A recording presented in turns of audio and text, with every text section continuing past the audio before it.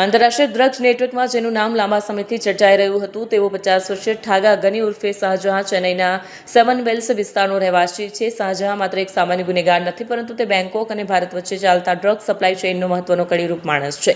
તેની પ્રોફાઇલ તપાસતા જાણવા મળ્યું છે કે તે અગાઉ વર્ષ 1999માં ચેન્નઈના B1 પોલીસ સ્ટેશનમાં કોપીરાઇટના ગુનામાં પણ પકડાઈ ચૂક્યો છે.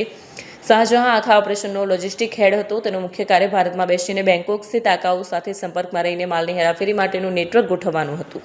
આ સમગ્ર પ્રકરણની શરૂઆત 22 ડિસેમ્બર 2025ના રોજ થઈ હતી. સુરત ક્રાઇમ બ્રાન્ચને ચોક્કસ બાતમી મળી હતી કે બેંકોકથી સુરત આવતી ફ્લાઇટમાં કરોડોનું ડ્રગ્સ ઘુસાડવામાં આવી રહ્યું છે. પોલીસે વોચ ગોઠવી એર ઇન્ડિયા એક્સપ્રેસની ફ્લાઇટમાંથી મોહમ્મદ ઇકબાલ અહેમદ ખાન અને રાશા અબ્દુલ કપૂર નામના બે કેરિયરને ઝડપી પાડ્યા. તેમની પાસેથી 17 કિલો 758 ગ્રામ હાઇબ્રિડ ગાંજો મળી આવ્યો, જેની કિંમત 6,18,000.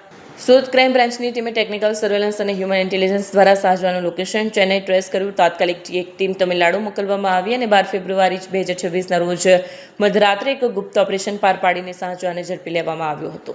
તેની સ્થાનિક કોર્ટમાંથી ટ્રાન્ઝિટ રિમાન્ડ મેળવી તેને સુરત લાવવામાં આવ્યો છે, જે હાલમાં 18 ફેબ્રુઆરી સુધીના તેના પોલીસ રિમાન્ડ મંજૂર કરવામાં આવ્યા છે.